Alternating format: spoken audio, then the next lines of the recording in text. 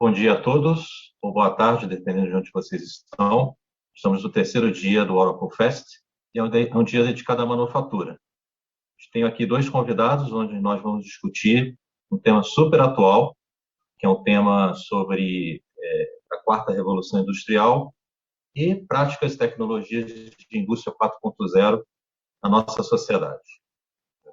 Meu nome é Marco Righetti, eu sou Senior Director para Tecnologias Emergentes e Engenharia na Oracle América Latina, e queria trazer aqui para se apresentarem os nossos dois convidados ilustres que vão debater conosco aqui sobre esses temas. É o professor Oswaldo Maia, do Senai, e Ives Aguiar, da Siemens. Por favor, professor, presente-se aí para a gente poder começar nosso debate. Seja bem-vindo. Obrigado.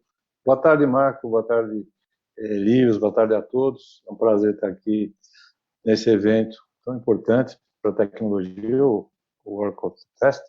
E eu sou Oswaldo Maia, gerente de inovação e tecnologia aqui do Senai São Paulo.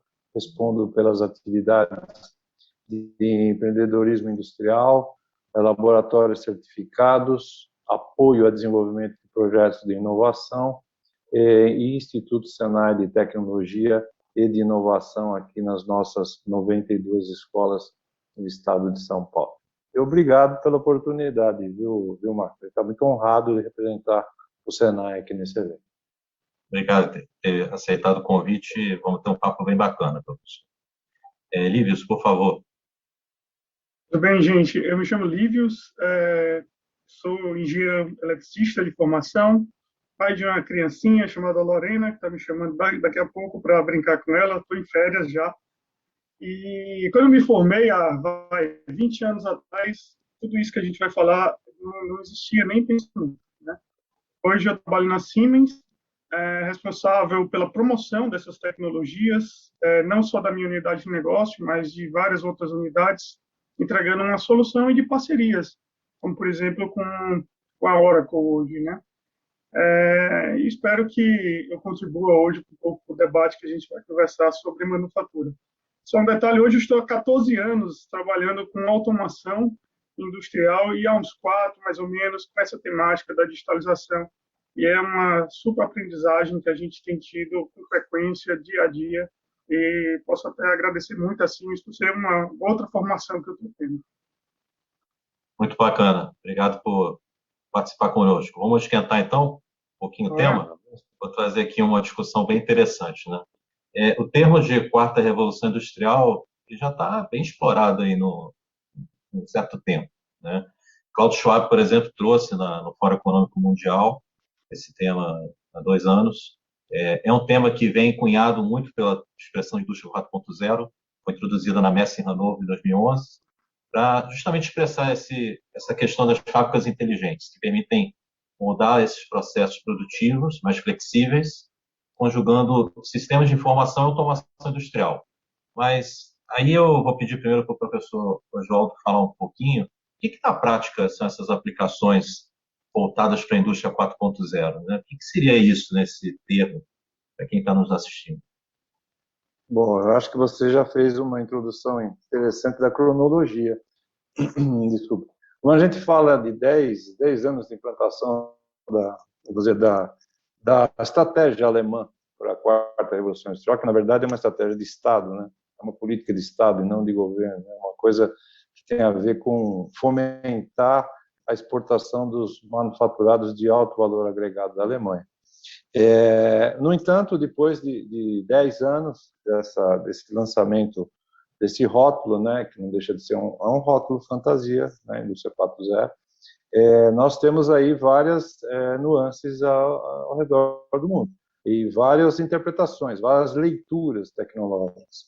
No caso do Brasil, nós temos muitas particularidades, o que nos leva à conclusão, depois desse período, né, de implantação, é que cada país, cada sociedade reage de uma maneira.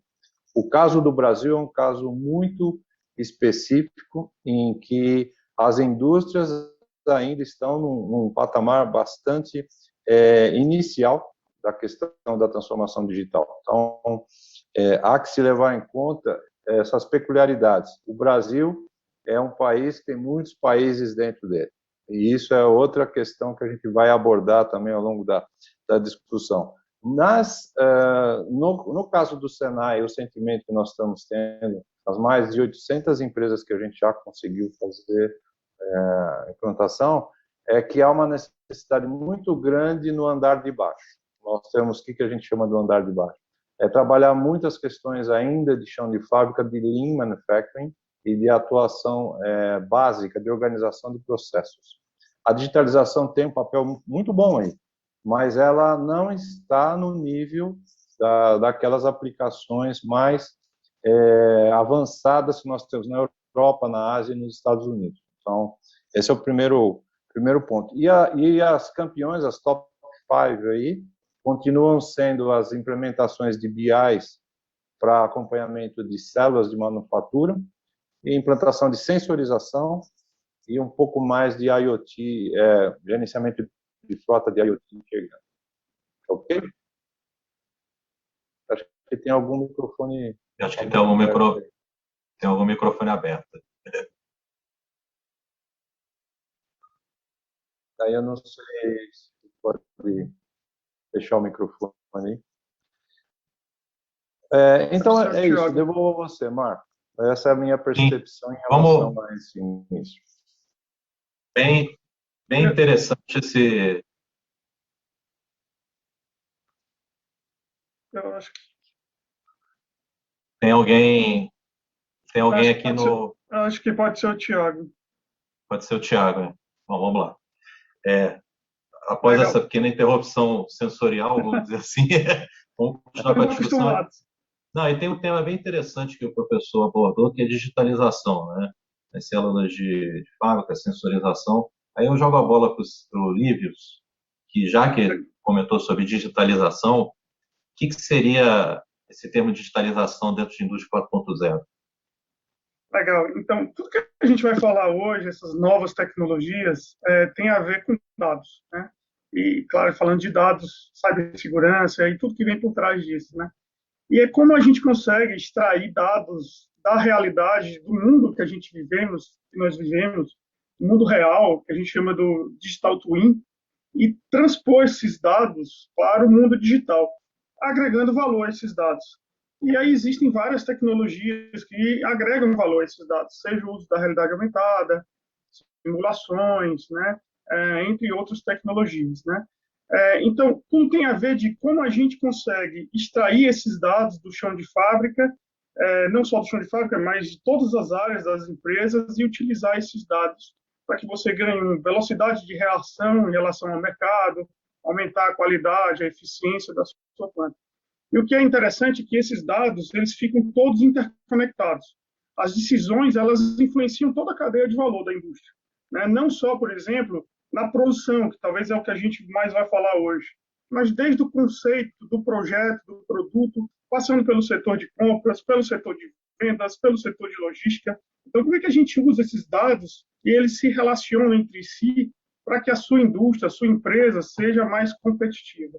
Eu acho que é isso. Eu posso dar algum exemplo aqui da própria casa, por exemplo, sobre a situação que a gente vive hoje, eu chamo, até está batida a expressão novo normal, mas, por exemplo, a gente utilizou ferramentas de simulação para simular o distanciamento de pessoas dentro do chão de fábrica. Então, a gente viu como é que essa nova maneira de produzir ia funcionar, antes mesmo de fazer qualquer alteração no mundo real.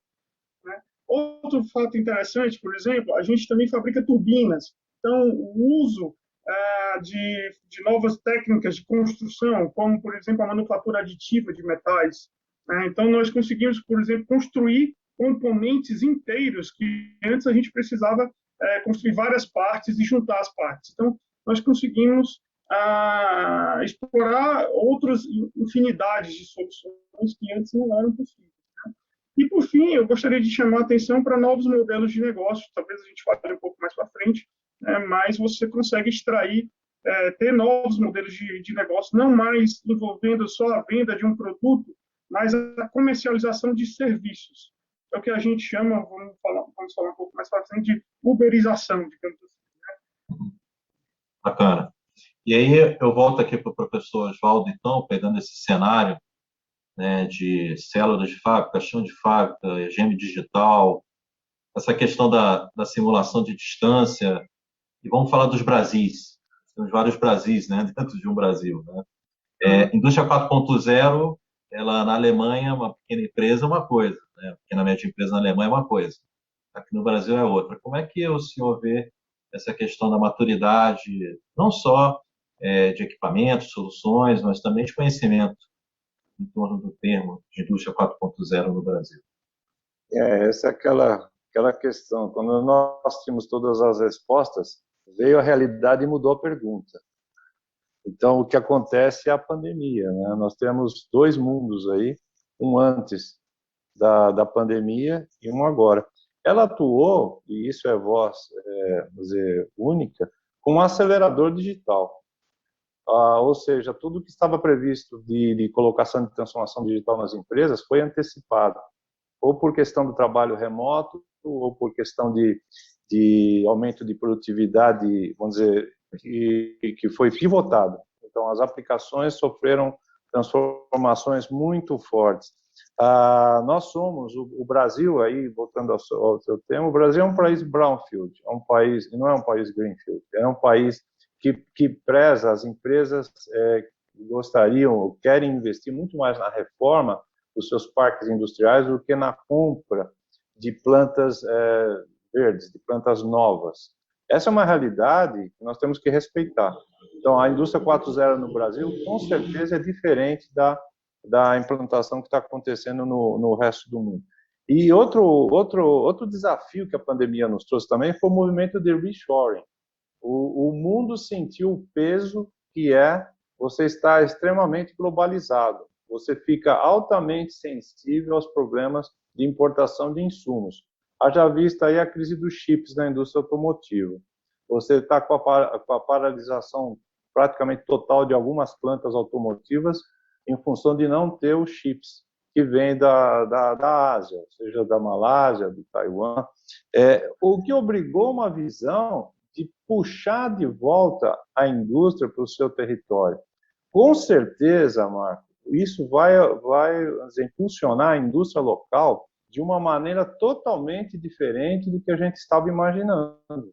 Então, a verticalização da indústria vai se manifestar de maneira contundente nos próximos meses. Aí. Já está acontecendo. Então, quando você não consegue produzir o IFA, não consegue, às vezes tem uma crise de produção de seringas, não consegue produzir insumos básicos para a área da saúde, ventiladores pulmonares, por exemplo, te obriga a uma reinterpretação e revisitar essa questão da indústria como um todo. E quando eu falo indústria aí já não tem mais a questão da pequena, média e grande. Aí é a indústria do país como um todo.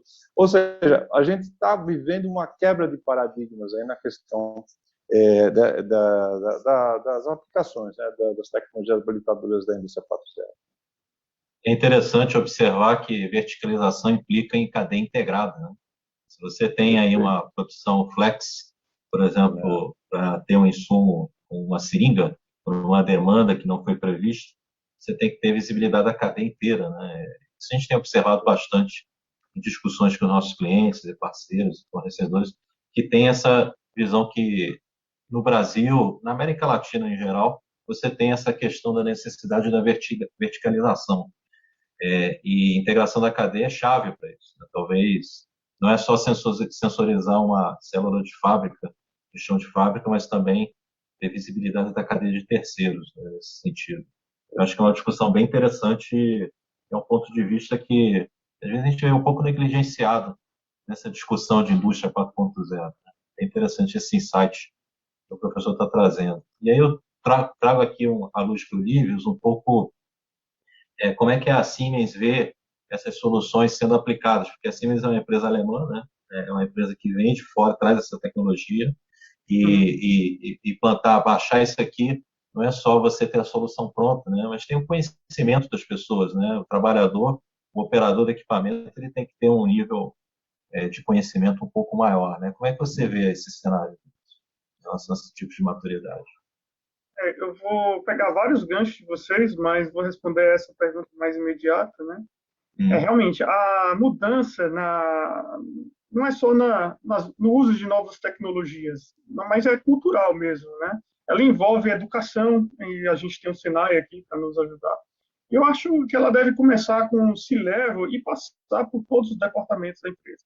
Seja o operador, Marco, que você estava citando, né? Até a pessoa que está lá fazendo a compra. Uso, por exemplo, muitas vezes de robôs para automatizar processos, o pessoal de vendas, o pessoal do administrativo. Então, é toda a cadeia mesmo. Do jeito que vocês estão falando, essa verticalização tem que ser totalmente integrada, né? Então, essa é a solução que a gente fala para os nossos clientes e promove e faz consultorias para eles, né? Eu queria pegar também o gancho do que o professor falou sobre brownfield. Realmente é uma realidade no Brasil, é o brownfield, mas o brownfield ele está inserido nessa revolução, né? O que já foi construído não se joga fora e vamos partir para algo novo, né? Nós conseguimos extrair dados e fazer integração de sistemas legados também e aproveitar muito bem esses dados para que empresas até, digamos, de uma certa idade de construção consigam iniciar a sua jornada. Eu acho que o mais importante de tudo é iniciar a jornada da digitalização, e é uma jornada que eu vou dizer para vocês, sem fim, né? Você inicia e não tem fim. Falando um pouco do Brasil, que é a temática um pouco que a gente está falando agora, eu acho que o Brasil tem vários Brasis dentro do Brasil. Temos empresas assim no Brasil que já têm investido, principalmente, por exemplo, automobilísticas, a aeroespacial, a eletroeletrônica. Eu acho que são indústrias que são mais pressionadas pelo próprio consumidor. O consumidor ele quer ter um produto personalizado, ele quer um produto diferente, um produto que ele goste de usar, né? E essas empresas elas sofrem essa pressão. Então são empresas que têm investido mais nessas novas tecnologias, que a gente mencionou algumas, inteligência artificial, novas conectividades como 5G e assim vai, mas outras empresas estão vendo que, se não investir, elas correm um risco grande de desaparecer, realmente. Então, eu vejo que tem se espalhado, o tema tem sido cada vez mais frequente. É comum a gente ter reuniões o tempo todo falando sobre isso e vindo de setores que tipicamente não investem tanto em tecnologias, né? Então, eu acho que é isso, né? Eu gostaria de falar também de um fenômeno, né? Falando um pouco de educação, preocupado talvez um pouco com algumas mãos de obras que vão desaparecer, isso é normal, né? E aí a gente tem um Senai da vida ensinando para pessoas como se aproveitar dessas novas tecnologias, né? Como é que elas podem fazer a diferença? Eu acho que isso no Brasil é algo essencial. Falta no Brasil mão de obra, muita mão de obra para essa implementação. Então, muitas vezes a gente tem a ideia, mas legal, vamos colocar na prática a ideia. Aí a gente começa a ter os problemas, né? Quem é que vai desenvolver aquele aplicativo de inteligência artificial, por exemplo? Quem é que vai criar aquele algoritmo? Quem é que vai extrair o dado da máquina e publicar numa Oracle Cloud, por exemplo? Esse elo é que tem faltado no Brasil e a gente gostaria, né, e conta com empresas como o Senai para nos ajudar nessa jornada, né? É bem bacana você trazer esse tema, porque o conhecimento e a preparação de profissionais que vão lidar com essa nova realidade é chave para o sucesso, né, de implantação dessas tecnologias. A gente vê Senai, empresas como Siemens e Oracle, se engajando em iniciativas de preparação de técnicos para isso, né, para esse determinado tipo de iniciativa, para mim, é fator de evolução até para a sociedade que a gente vê como um todo, né? E aí o Senai ele tem um papel bem chave, né, professor Oswaldo? Nas nossas conversas que nós já tivemos aí, tem turmas ali que já estão se preparando para esse mundo, né? De ciência de dados industriais, vamos parar para pensar um pouquinho, ou então de internet das coisas, né? Como é que o senhor vê esse impacto na nossa sociedade com essa preparação, com esse conhecimento? A gente está, Senai, São Paulo, muito preocupado com essa questão que o Livres colocou. Ou nós resumimos numa expressão: o imperativo da requalificação. O que é que precisa ser feito para que o país não perca mais uma vez o trem da história? Isso implica em capital humano. Não, a tecnologia está caindo de preço, não é isso que vai fazer a mudança dos modelos de negócio. É gente. Tudo nós falamos são pessoas, são jovens, o pessoal que trabalha nesse novo mundo digital. Tem muitas pesquisas, falam, por exemplo, o World Economic Forum, você citou no início, ele dá como uma estatística, no caso do Brasil, porque ele estudou todos os países, o Brasil tem uma necessidade de requalificação para uma previsão de no mínimo 90 dias em 3 anos de programas de treinamento para o pessoal de chão de fábrica. Ou seja, vocês imaginam quanto que isso representa em termos de carga horária, de 90 dias para cada funcionário de empresa, na média? Ou seja, isso é o impacto que estamos esperando, estamos preparados para isso, estamos tendo os focos muito, muito fortes agora na questão da TI, atuando muito próximo às instituições, aos ICTs, para prover a chamada mão de obra ou cérebro de obra, depende de como que você encara hoje o novo mundo. A questão do machine learning, a questão do deep learning, tudo isso está sendo tratado e de uma maneira bastante abrangente. Nós temos os itinerários Senai de formação híbrida, ou seja, uma parte presencial, uma parte remota, e vindo aí ao encontro das chamadas microcertificações, ou seja, os currículos, não importa se sejam das escolas técnicas ou das universidades, não estão atendendo mais à velocidade de transformação digital do mundo. Essa é a questão que se coloca, e como fazer os currículos e as estruturas curriculares atenderem à velocidade. Uma alternativa são as chamadas microbadges, microcertificações, que você faz o seu itinerário conforme aquilo que você precisa. Mas isso tem que ser feito de maneira muito rápida e que venha ao encontro da necessidade da requalificação do trabalhador. Quem é o dono do currículo é o aluno. O professor passa a ser um elemento de mediação e não mais um repositório de informações em que tem um caninho que sai da cabeça do professor e vai para a cabeça dos alunos na sala de aula. Então, a sala de aula invertida, né, o flipped classroom, essa é também uma alternativa.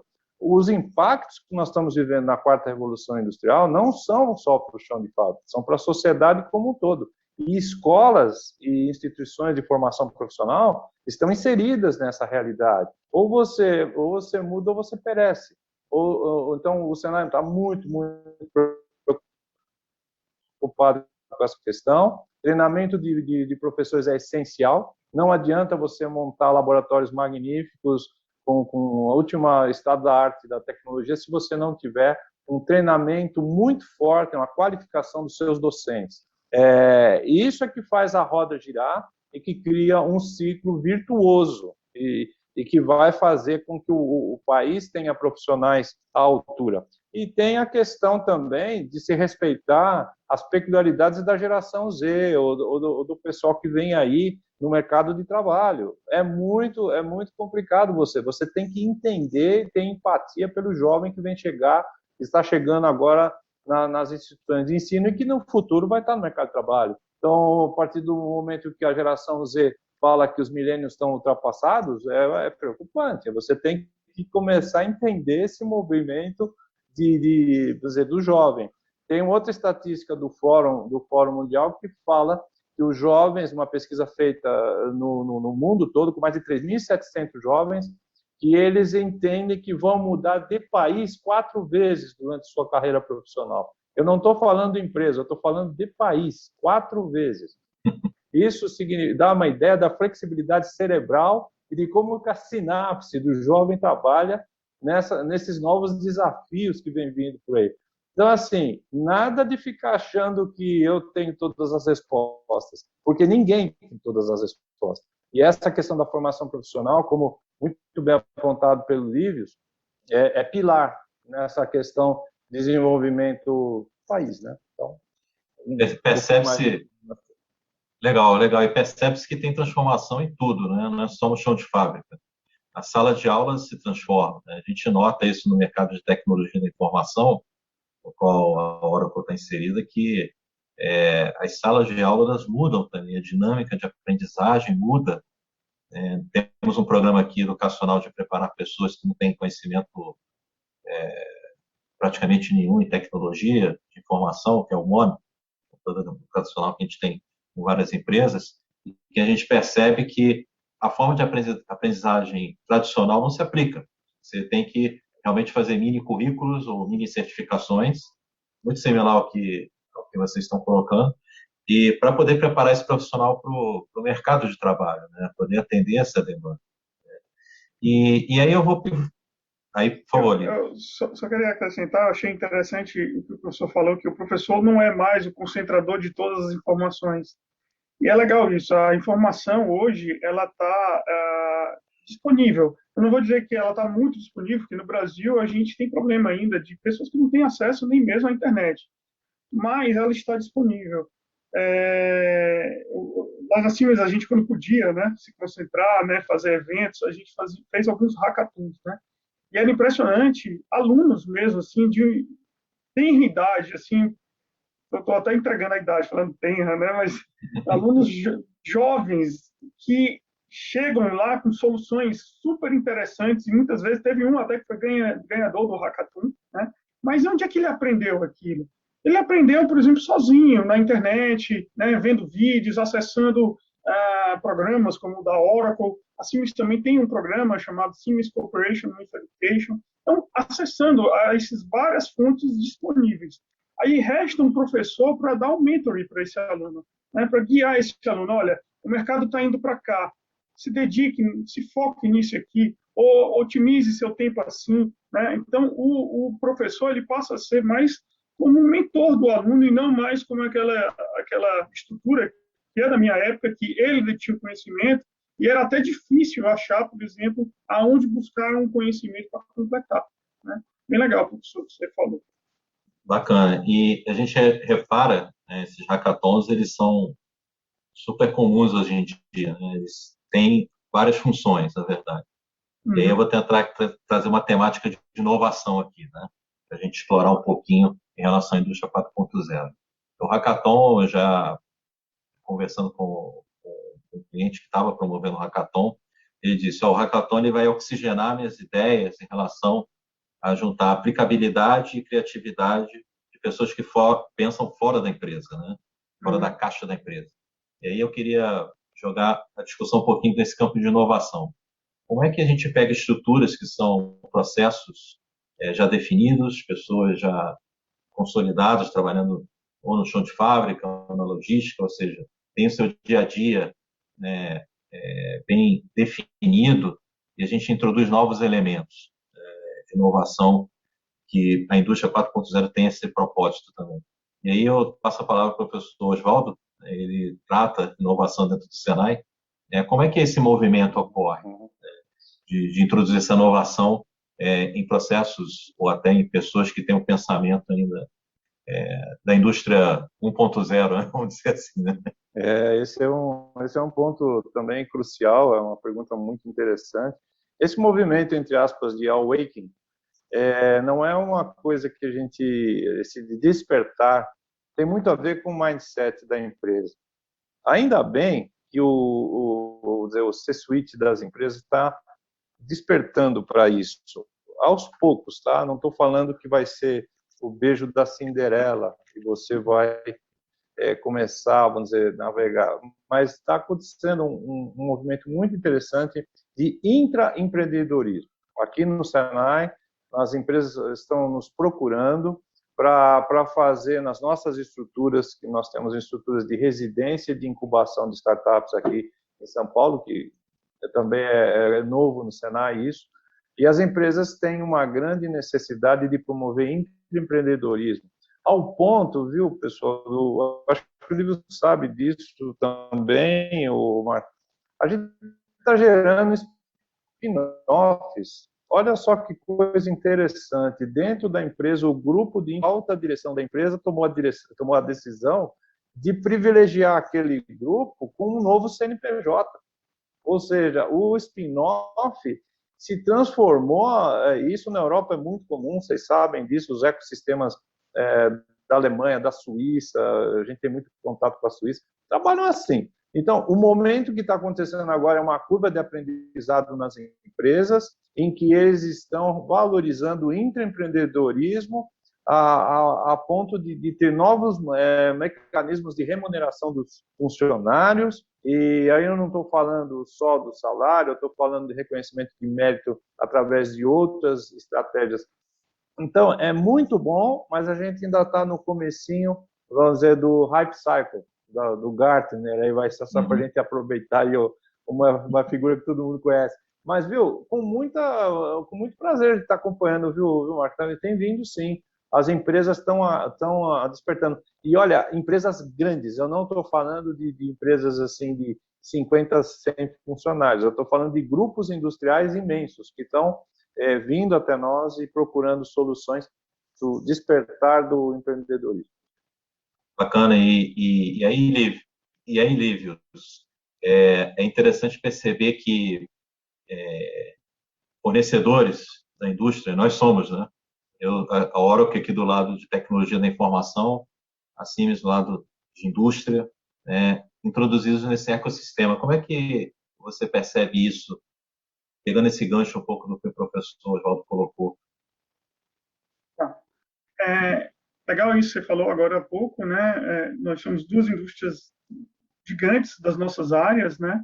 Mas que aqui estamos fazendo um evento juntos, né? Falando de coisas comuns, né? E a Siemens, ela tem visto isso mesmo e tem aplicado isso no nosso dia a dia, da gente ser uma empresa de solução aberta, né? Então, a gente vai precisar de uma Oracle, a Oracle muitas vezes vai precisar da gente, a gente pegar uma solução para o nosso cliente, né? Voltando para a temática de solução, de educação, isso também aconteceu na Siemens, isso que o professor falou, né? Então, começou realmente com o nosso C-Level, e esse discurso ele foi invadindo todos os setores da Siemens. Então, a gente deu um patamar zero para todo mundo sabe o que é isso, todo mundo, e aí a gente vai, todo tempo, assim, é sistemático, introduzindo novos níveis no discurso da digitalização. A Siemens é uma indústria que provê digitalização para os nossos clientes e que aplica dentro da Siemens os conceitos, né? É impressionante hoje o que acontece numa fábrica de semicondutores que a gente tem na Alemanha. Então, esse aprendizado ele está sendo homogeneizado dentro da empresa, como o professor falou. E a gente também incentiva muito novas ideias, né? Como fazer algo diferente, como pensar fora da caixa, né?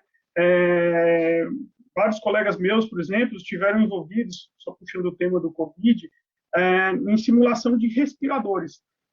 Só para você entender. Então, eles utilizaram novas tecnologias dentro da casa, inclusive concorreu a um prêmio dentro da Siemens, de criar um respirador made in Brasil. Mas antes a gente chegava a simular como é que vai se comportar essa máquina, né? Qual vai ser a eficiência dessa máquina? E aí a gente parabeniza, né? Premia essas novas ideias dentro da casa também, tá? Porque a gente é uma empresa de inovação e queremos ser durante muito tempo, né? É interessante que a inovação ela transcende um pouco isso que vocês estão falando, né? Intraempreender, o C-Level suportar esse tipo de iniciativa, você se conectar ao ecossistema. A Oracle, por exemplo, né, a gente trabalha nesse mesmo modelo, né? O fato de estarmos aqui nesse evento é um desses reflexos, e também trabalhar com empresas inovadoras e oferecendo esse ambiente, né? Aí a gente já está caminhando aí para o nosso final, e aí eu gostaria de algumas palavras de vocês sobre quem está nos escutando. Eu entendi que a indústria 4.0 é transformacional, exige conhecimento, soluções, tem que mudar a forma como eu trabalho, como eu interajo com o sistema, mas eu quero começar a respirar isso aí, eu quero começar a introduzir essa temática. Aí, Lívios, o que você, vendo do ponto de vista de digitalização, passaria para essas pessoas, né? Começar a entrar nesse mundo de indústria 4.0? Entendi. Eu acho que a gente podia começar a voltar desde o início, a gente começou a falar da importância dos dados, né, da digitalização do que acontece. Então, você tem transparência na dentro. Eu vou fazer algumas perguntas, né, perguntas abertas mesmo. Então, a sua empresa, ela tem transparência de dados, dados suficientes para tomar decisões bem embasadas, por exemplo, né? Seria uma pergunta, não estou esperando a resposta. A sua empresa, ela é aberta a inovações, né? Pensar fora da caixa. Quem sabe, em vez de vender o produto, ela vender o serviço daquele produto. Por exemplo, tem clientes nossos, inclusive, que eles não vendem mais a máquina, eles prestam serviço da máquina deles, né? A máquina deles, elas são emprestadas. Eu vou dar um exemplo que não é nem industrial, mas é tão legal. É um supermercado, por exemplo, que compra freezers, né, para refrigeração de produtos. Tem clientes nossos que não estão vendendo mais os freezers, porque o supermercado, na verdade, ele quer refrigerar o produto, ele não quer o freezer, ele quer o serviço daquele freezer, né? Então, a sua empresa pensa assim, como explorar esses novos é, serviços, né, que a digitalização, o fluxo de informação te permite fazer isso, né? A sua empresa ela tem sido eficiente frente aos seus concorrentes, ou você está sempre correndo atrás das inovações do seu concorrente? Ele faz e você copia, né? Então, você vai sempre ser o último, né, digamos assim, dos últimos. E uma hora dessa, você não vai conseguir acompanhá-lo, você não vai conseguir copiar, né? A sua indústria, os sistemas são integrados. Por exemplo, o setor de compra fala com o setor de logística, que fala com o setor produtivo. Você consegue fazer, por exemplo, uma manutenção preditiva e não mais preventiva ou corretiva. Você consegue, por exemplo, olha, eu vou me programar porque essa máquina tem uma probabilidade de quebra, porque eu estou usando a machine learning, essa máquina tem uma probabilidade de quebra daqui a 2 dias. Então, eu vou me programar para o meu setor de compras, meu setor de vendas, meu setor de logísticas, né? Tudo envolvendo a produção e consertar essa máquina antes que ela quebre. Então, a minha TV é um problema. Então, tudo isso. Então, empresas que investiram nessas novas tecnologias passaram e vão passar muito mais tranquilas por crises como a que a gente está vivendo hoje, né? A gente não é algo tão incomum a gente viver uma crise. Talvez demorou muito, inclusive. Não, então, empresas que investiram passaram e estão bem hoje em dia, tendo comportamentos, recuperações, muitas vezes em V, ou às vezes nem tiveram tanta queda porque investiram em tecnologias. Então, são algumas perguntas abertas aqui que eu gostaria de Perguntar deixar. sempre é bom, né? Perguntar sempre é bom para ver o contexto, né? E, professor Oswaldo, como é que o senhor vê, o que o senhor passaria para essas pessoas que estão mergulhando hoje em indústria 4.0, nesse cenário futuro? Eu tenho sempre uma grande preocupação quando a gente faz as palestras, os webinars, é sempre aquela pergunta, o que vem depois do PowerPoint? Então, o que é que você vai fazer de prático com toda essa carga de informação, por exemplo, que a gente está discutindo aqui hoje? É simples, o respeito ao cliente, o respeito ao usuário, o respeito ao aluno, o respeito àquele ator central da transformação. No caso do Senai, existe uma jornada de transformação digital de 8 passos estruturados. E nós fazemos uso de caixas de ferramenta, por exemplo, de toolbox. Como você se enxerga hoje? E essa pergunta é feita para o cliente, é feita para a empresa. Como você se enxerga hoje no setor de manutenção, como o Lívios falou? A sua manutenção é responsiva ou é preditiva? Você gostaria de estar daqui 2 anos aonde, em termos de manutenção? Você quer estar no nível da manutenção preditiva? Então, são perguntas que servem para todos os pontos, os pilares da indústria. Nós usamos essa metodologia de caixa de ferramentas para emular um diagnóstico. A partir do diagnóstico, nós receitamos aquilo. E para minha surpresa, e para falar com vocês, compartilhar, nem sempre são soluções de CAPEX, são soluções de OPEX. Ou seja, não sempre são soluções que implicam em investimento pesado. Então, a mensagem que a gente tem que deixar para as empresas, especialmente as pequenas, é que a indústria 4.0 não é só para a empresa grande. dá para fazer grandes coisas com transformação digital, com as habilitadoras da 4.0, com empresas pequenas. Então, a mensagem tem que ficar para o pessoal é que o que é mais importante é ter o mindset da transformação. Se você tiver isso bem calibrado, o resto vai acontecer naturalmente. Então, o Senai está atuando justamente nesses 8 passos, como o Lívios colocou muito bem na questão da preditiva. E eu vou dizer para vocês, tem mais possibilidades, às vezes, no setor da manutenção do que na produção. Então, só para dizer aí das aplicações de machine learning, de inteligência artificial. E eu queria chamar a atenção, um último ponto aqui, da questão do 5G, que está chegando. Isso vai revolucionar completamente a sociedade e os setores produtivos também. E isso eu sugiro fortemente que as empresas comecem a surfar nessa vibe do 5G e entendam o que é latência, o que é a capacidade de banda e como isso vai influenciar seus processos produtivos. Tá? Muito bacana, gente. Eu acho que as tecnologias estão, né? Elas vão surgir, 5G já está despontando aí para algo muito prático no nosso dia a dia. Nós já temos aqui no Brasil. Já tem. No Brasil já temos algumas coisas, né? A CIMI já tem soluções e já fazendo testes, né? Então, bem legal. Nós também. O desafio é fazer as perguntas, né? Sempre coloco aqui também, dentro da Oracle, eu vou ter um cientista de dados, vou ter um machine learning, mas quais são as perguntas que eu vou fazer para atingir os objetivos? Eu acho que essa é a principal mensagem que a gente tem que deixar claro para os nossos espectadores aqui. Bom, a gente está já no tempo, já finalizado aí do bate-papo. Foi muito bom, foi muito rápido, é muito assunto, o assunto é muito abrangente, né? Mas foi muito bom a gente poder discutir esses temas e compartilhar. Agradeço a vocês pela participação. Foi um prazer, muito obrigado pela oportunidade. E tenham constância de propósito. A mensagem final que eu dou, ou nesse mundo VUCA que a gente está vivendo aí, ambíguo, totalmente complexo, mas não percam a esperança. A gente vai sair dessa e nós vamos para frente. Obrigado pela oportunidade, viu, Marco? Lívios, um forte abraço a você, tá? Obrigado, senhor. Obrigado, Lívios. Obrigado, professor. Eu só tenho muito a agradecer a Oracle, né, pela oportunidade de a gente falar um pouco da indústria, né, ainda mais com o público que a Oracle atua, um público mais de TI. Agradeço demais e agradeço muito ao Senai pela parceria que a gente já tem de longa data junto com o Senai. Verdade. Tá. Legal, gente. É isso aí. Muito bom, gente. Obrigado. Ok. Até mais. Até mais.